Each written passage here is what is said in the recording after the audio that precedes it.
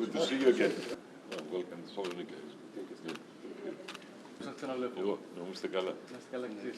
Morning, sir. Good to see you. Good to see you. Good morning and welcome to the 19th Conference of the Chiefs of Defense of the Balkan countries held in the historic city of Thessaloniki. It is a great honor and privilege for Greece to host this important gathering once again. On behalf of the Hellenic Armed Forces, I would like to extend my warmest thanks to all delegations for accepting our invitation and for your continued commitment to this forum. It is both meaningful and symbolic that we gather here in Thessaloniki, the city where this conference was first held in 2007. It was here that we embarked upon this important initiative, guided by a shared vision to strengthen our relations through military cooperation, to promote that which united us, and to set aside whatever may give rise to friction or division. Today, however, the strategic environment around us is growing ever more complex and unpredictable.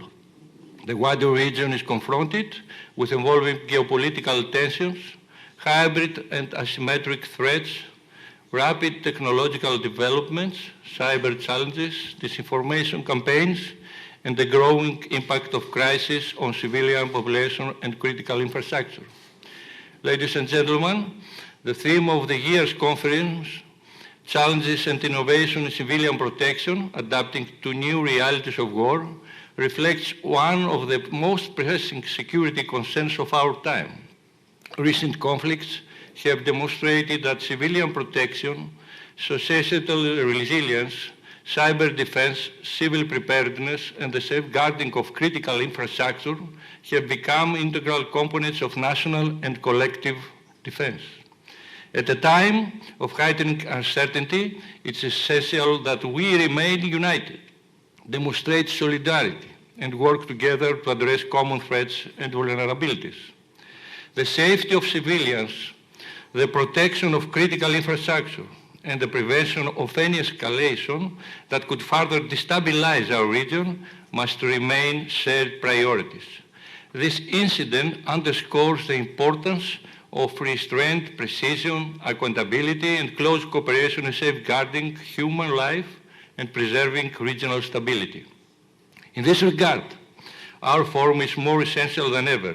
We must remain firmly committed to strengthening military relations, improving interoperability, and enhancing our collective ability to respond effectively to asymmetric and hybrid threats. Let us recognize that our collaboration extends well beyond the military framework. It contributes to broader regional prosperity, fosters dialogue, and promotes a culture of cooperation that benefits our societies as a whole. Our forum, therefore, remains a vital platform for exchanging views, aligning our efforts, and shaping a common strategic outlook for the future. General and Admirals, dear friends and distinguished guests, it is a great honor and privilege to have with us the Minister of National Defense, Mr. Dένdias. Minister, we are deeply grateful that you have taken the time to honor this conference with your presence. Before we proceed to the working sessions of the conference, I would like to invite Your Excellency to address the audience and to declare the official open of the 19th Conference of the Chiefs of Defense of the Balkan countries. Thank you, General Houpi. Dear Chiefs of Defense, distinguished guests, it is such a distinct honor to be present today at the 19th Balkan Chiefs of Defense Conference. 19 sessions of dialogue stand as confirmation of one fundamental premise: security in the Balkans is not an affair of the single state. It is our collective responsibility. The armed forces of nations that share the same geopolitical space, notwithstanding their different historical paths, are called upon to seek, as always, common ground in the face of challenges that transcend our national borders. You know best of all that we live in an era of rapid and far-reaching change. Contemporary conflicts are swiftly transforming the assumptions of military defense and deterrence, as well as the effective resilience of critical national infrastructure. Technology, unmanned systems, cyber threats, hybrid forms of warfare, and the interconnection of operational domains have fundamentally altered the way we perceive deterrence and operational readiness. Nothing can be taken for granted anymore. Based on this premise, the armed forces must change as well. In Greece, through Agenda 2030, the largest reform of the armed forces in the country's modern history, we're transforming structure, capabilities, operational doctrine, but most of all, institutional culture. This is done with a single purpose: armed forces capable of responding to the threats of the new era. Numerical superiority in arms and ammunition no longer ensure dominance, but rather the swift integration and adoption of cutting-edge technology and innovation. Peace demands now both right and might, but also readiness and responsibility. The escalation of regional crises and the re-emergence of revisionist agendas are placing the international security order under strain. They're testing international law against the logic of coercion through force. They remind us, to all of us, that sovereignty presupposes our ability to defend ourselves in a credible way. For the Balkans, for the Balkan Peninsula, this reality carries particular weight. Historically, we all know that the Balkan Peninsula constituted the powder keg of Europe. Our region has endured instability, conflicts, ethnic upheaval, and shifts in borders. Thus, our region knows, I believe best of all, from our own historical experience, that peace is not a given at all. We cannot overlook the fact that unresolved issues, such as Kosovo, the Belgrade-Pristina dialogue, and the institutional stability of Bosnia and Herzegovina continue to demand wisdom, responsibility, respect for international legality, and an unwavering commitment to the stability of our Balkan Peninsula, our common Balkan home. It is for this region that the positive climate of cooperation which has taken shape must be capitalized upon. Of course, with full respect for international law, with a firm resolve to reduce sources of tension and to advance towards lasting solutions to the long-standing challenges of our region and time.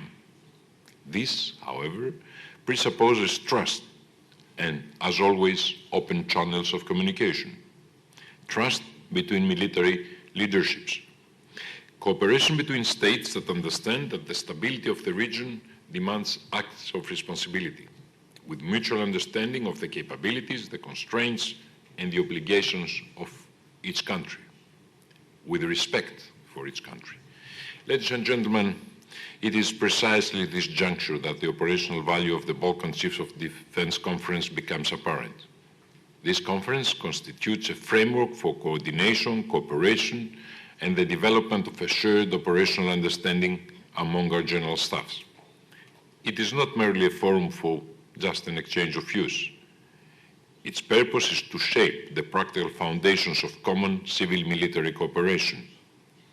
Without a common assessment of the security environment and without a clear understanding of contemporary hybrid threats, effective coordination cannot be achieved.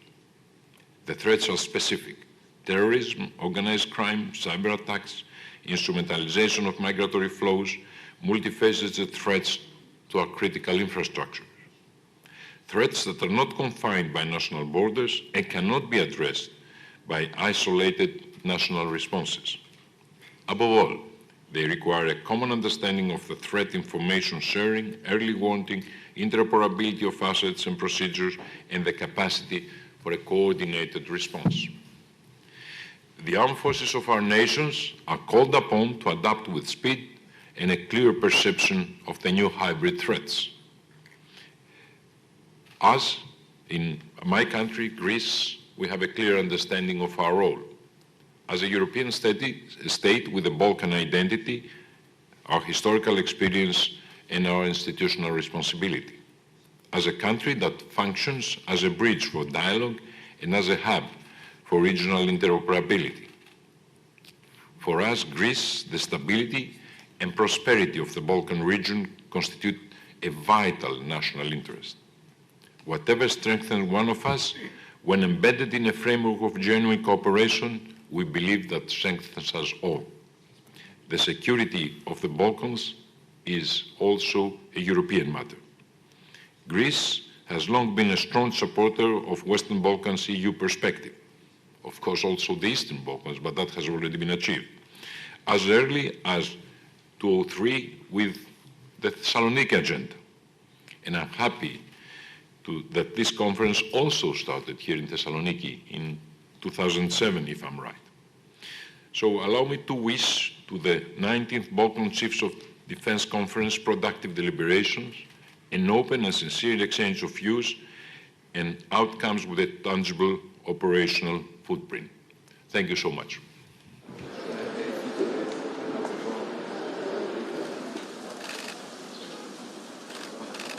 Είχα σήμερα την μεγάλη χαρά και την τιμή εδώ στη Θεσσαλονίκη να απευθυνθώ στην συνδιάσκεψη των αρχηγών των γενικών επιτελείων των Βαλκανικών χώρων. Θα ήθελα ξεκινώντας να συγχαρώ τον αρχηγό του ελληνικού γενικού επιτελείου, τον Στρατηγό Χούπη, για την εξαιρετική οργάνωση. Κάτι το οποίο επιβεβαιώθηκε και από τα σχόλια όλων των συμμετεχόντων. Θα ήθελα όμως να κάνω και μια γενικότερη παρατήρηση. Ότι τέτοιες συναντήσεις σε εποχές σαν τη σημερινή, όπου οι κρίσεις είναι σκόρπιες στον πλανήτη μας, όπου διαρκώς συμβαίνουν γεγονότα τα οποία δημιουργούν μεγάλα θέματα, είναι απολύτως χρήσιμες σαν διάβλη επικοινωνίας, διάβλη αποκλιμάκωσης και διάβλη συνεργασίας. Ειδικά δε εδώ στα Βαλκάνια, σε μια γεωπολιτικά κρίσιμη περιοχή, κάτι τέτοιο είναι εξαιρετικά σημαντικό για τη χώρα μας. Επίσης, επιβεβαιώνει την διαρκή πολιτική κατεύθυνση που έχει η Ελλάδα διαχρονικά, δηλαδή την συνεργασία και τη συναντήληψη μεταξύ των Βαλκανικών χώρων.